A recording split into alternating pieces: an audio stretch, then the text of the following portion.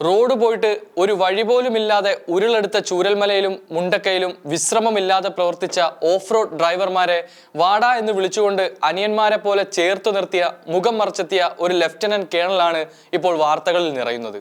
പല സംഘങ്ങളിൽ നിന്നെത്തിയ സൈനികർ എല്ലാം തന്നെ ദുരന്ത ഭൂമിയിൽ നിന്ന് മടങ്ങുമ്പോൾ മുഖം മറച്ചുകൊണ്ട് രക്ഷാപ്രവർത്തനത്തിന് നേതൃത്വം നൽകിയ മാസ്ക് വെച്ച ആ സൈനികന്റെ മുഖമാണ് നമ്മുടെ മനസ്സിൽ മുഴുവൻ.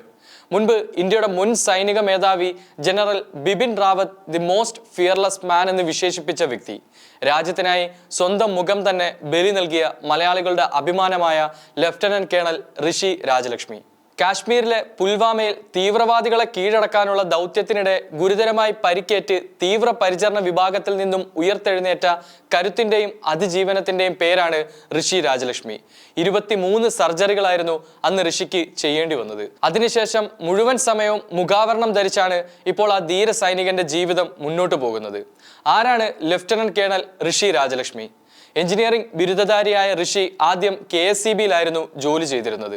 പിന്നീട് എയർ ഇന്ത്യയിൽ ജോലി ലഭിച്ചു. പക്ഷേ ഒരു സൈനികനാകണമെന്ന് തന്നെയായിരുന്നു അപ്പോഴും അദ്ദേഹത്തിന്റെ അടങ്ങാത്ത ആഗ്രഹം. ഒടുവിൽ ആ ആഗ്രഹം അയാളെ അവിടെ എത്തിച്ചു. ഒരു ജോലിക്കാണെങ്കിൽ മോൻ പട്ടാളത്തിലേക്ക് പോകണ്ട, അത് രാജ്യസേവനമാകണമെന്നായിരുന്നു അമ്മ രാജലക്ഷ്മി ഋഷിക്ക് നൽകിയ ഉപദേശം. ഇന്നും ആ വാക്കിൽ അടിയുറച്ചുകൊണ്ട് തന്നെയാണ് ഋഷി തന്റെ രാജ്യസേവനം തുടരുന്നത്.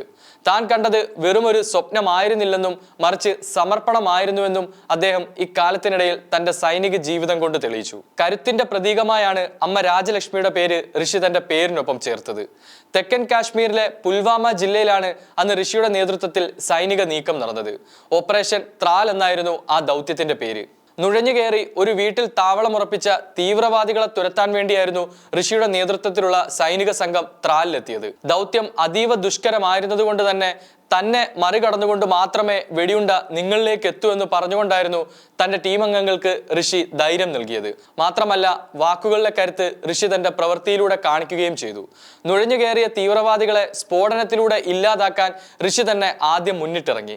10 കിലോഗ്രാമോളം IEDയുമായി അദ്ദേഹം തീവ്രവാദികൾ ഒളിച്ചിരുന്ന വീടിനകത്തേക്ക് കയറി. പക്ഷേ IED സ്ഥാപിക്കുന്നതിനിടെ മുകൾ നിലയിൽ നിന്ന് വെടിയുണ്ടകൾ ഋഷിക്ക് നേരെ ചീറിപ്പാഞ്ഞെത്തുകയായിരുന്നു. 3 വെടിയുണ്ടകളായിരുന്നു ഋഷിക്ക് നേരെ പാഞ്ഞടുത്തു വന്നത്. ആദ്യ വെടിയുണ്ട ഹെൽമെറ്റിൽ തട്ടിത്തെറിച്ചു. എന്നാൽ അടുത്തത് ഋഷിയുടെ മൂക്ക് തകർത്തുകൊണ്ടായിരുന്നു കടന്നുപോയത്. മറ്റൊന്ന് താടിയെല്ലും. ഇതായിരുന്നു മേജർ ഋഷിയുടെ മുഖം തകർത്ത സംഭവം. ഇതിനിടയിലും തന്റെ കൈവശമുള്ള AK-47 ഉപയോഗിച്ച് തീവ്രവാദികൾക്ക് നേരെ പ്രത്യാക്രമണം നടത്തുന്നുണ്ടായിരുന്നു ഋഷി രാജലക്ഷ്മി. ത്രാലിൽ നിന്നും ഏകദേശം 30 കിലോമീറ്ററിലേറെ ദൂരം താണ്ടിയാണ് ഋഷിയുമായുള്ള ആംബുലൻസ് ശ്രീനഗറിലെ ആശുപത്രിയിലെത്തിയത്. എന്നാൽ ഋഷിയുടെ പരിക്ക് കണ്ട് ഡോക്ടർമാർ പോലും മരവിച്ച അവസ്ഥയിലായിപ്പോയി അപ്പോൾ. പക്ഷേ മരവിച്ചു നിന്ന ഡോക്ടർമാർക്ക് നേരെ കൈ ഉയർത്തി തംസപ്പ് ചിഹ്നം കാണിച്ചുകൊണ്ട് ഋഷി വീണ്ടും എല്ലാവരെയും ഞെട്ടിക്കുകയായിരുന്നു. പ്രാഥമിക ചികിത്സയ്ക്ക് ശേഷം അദ്ദേഹത്തെ പിന്നീട് ഡൽഹിയിലെ സൈനിക ആശുപത്രിയിലേക്ക് മാറ്റുകയായിരുന്നു. അതേസമയം ഋഷിയുടെ അഭാവത്തിലും സൈന്യം ഓപ്പറേഷൻ ത്രാൽ വിജയകരമായി തന്നെ പൂർത്തിയാക്കി. പ്രദേശവാസിയും ഹിസ്ബുൾ മുജാഹിദ്ദീൻ അംഗവുമായ പാകിസ്ഥാനിയായ ലഷ്കർ-ഇ-തൊയ്ബ ഭീകരൻ സെയ്ഫുള്ള എന്നിവരാണ് ആ വീട്ടിൽ ഉണ്ടായിരുന്ന തീവ്രവാദികൾ. 15 മണിക്കൂർ നീണ്ട ഏറ്റുമുട്ടലിനൊടുവിലായിരുന്നു ഇരുവരെയും സൈന്യം വധിച്ചത്. എന്നാൽ ഉറിയിൽ നിന്നുള്ള പോലീസ് കോൺസ്റ്റബിൾ മൻസൂർ അഹമ്മദ് നായിക്കിന്റെ മരണം ഏവരെയും ദുഃഖത്തിലാഴ്ത്തി. സൈനിക ആശുപത്രിയിലെ ഫിസിയോതെറാപ്പിസ്റ്റാണ് ഋഷിയുടെ ഭാര്യ ക്യാപ്റ്റൻ അനുപമ. പിതാവ് വേണുപ്രസാദും മാതാവ് രാജലക്ഷ്മിയും സഹോദരൻ വിനായകും ഭാര്യ അനുപമയും ഋഷിക്കൊപ്പം സദാസമയവും ആശുപത്രിയിലുണ്ടായിരുന്നു. ഒടുവിൽ 23 സർജറികൾക്ക് ശേഷം ഋഷി തന്റെ പരിക്കുകളെ അതിജീവിച്ച് ജീവിതത്തിലേക്ക് തിരിച്ചു വന്നു. പക്ഷേ അദ്ദേഹത്തിന്റെ മുഖം പഴയതുപോലെ ആയില്ല. അന്നു മുതലാണ് ഋഷി രാജലക്ഷ്മി തന്റെ മുഖം മാസ്ക് ഉപയോഗിച്ച് മറച്ചു നടക്കാൻ തുടങ്ങിയത്. ആ വർഷത്തെ സ്വാതന്ത്ര്യ ദിനത്തിൽ ധീരതയ്ക്കുള്ള സേനാ മെഡൽ നൽകിയാണ് രാജ്യം അദ്ദേഹത്തെ ആദരിച്ചത്. എൻ്റെ രാജ്യമാണ് എനിക്ക് പ്രധാനം. നമ്മൾ നമ്മുടെ കുറവുകൾ മറച്ചുവെക്കുകയും കഴിവുകൾ ഉയർത്തിക്കാട്ടുകയും ചെയ്യണം. ആ ജോലിയാണ് തൻ്റെ മുഖാവരണം ചെയ്യുന്നത്. രാജ്യം ഹീറോയായി കാണുന്നുവെങ്കിലും തനിക്ക് അത്തരത്തിലൊരു പ്രത്യേകതയുമില്ല. ഞങ്ങൾ ചെയ്യുന്നത് ദൈനംദിന കർത്തവ്യങ്ങൾ മാത്രമാണ്. ഇന്ത്യൻ സൈന്യത്തിൽ നിന്ന് ലഭിച്ച കഠിനമായ പരിശീലനത്തിൽ ആരും കരുത്തരാകും. ശക്തമായ ചിന്താഗതി, ദൃഢനിശ്ചയം, ലക്ഷ്യബോധം, വ്യക്തിത്വം എന്നിവയെല്ലാമുള്ള യുവാക്കളെയാണ് സൈന്യത്തിന് ആവശ്യം. ഡോക്ടർമാർ മുതൽ എഞ്ചിനീയർമാർ വരെ എല്ലാവരും അവിടെയുണ്ട്.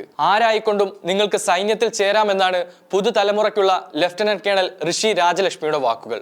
വയനാട്ടിലെ ദുരന്തമുഖത്ത് രക്ഷാപ്രവർത്തനത്തിന് നേതൃത്വം നൽകുമ്പോഴും ധീരതയുടെ അടയാളമായി ആ മുഖാവരണം ഋഷി രാജലക്ഷ്മിയുടെ മുഖത്തുണ്ടായിരുന്നു. തന്റെ രാജ്യത്തെ പൗരന്മാരെ ശത്രുക്കളിൽ നിന്ന് സംരക്ഷിക്കുക മാത്രമല്ല, അവർക്കൊരാപത്ത് വരുമ്പോൾ കൈത്താങ്ങാവുകയും തന്റെ ചുമതലയാണെന്ന ഉറച്ച ബോധ്യമാണ് ലഫ്റ്റനന്റ് കേണൽ ഋഷിയെ വയനാട്ടിലെത്തിച്ചത്. ഞാൻ മലയാളിയാണ്, കേരളം ഞാൻ ജനിച്ച നാടുമാണ്. ഇതാണ് എൻ്റെ നാടിനു വേണ്ടി എനിക്ക് ചെയ്യാൻ കഴിയുന്ന ഏറ്റവും മികച്ച കാര്യം. ഇത് ഞാൻ തുടരും. ഈ വാക്കുകളോടെ ഋഷിയും സംഘവും മടങ്ങുമ്പോൾ നമുക്ക് അഭിമാനിക്കാം, ഏത് പ്രതിസന്ധികളും തരണം ചെയ്യുന്ന നമ്മുടെ ധീരന്മാരായ സൈനികരെ ഓർത്ത്.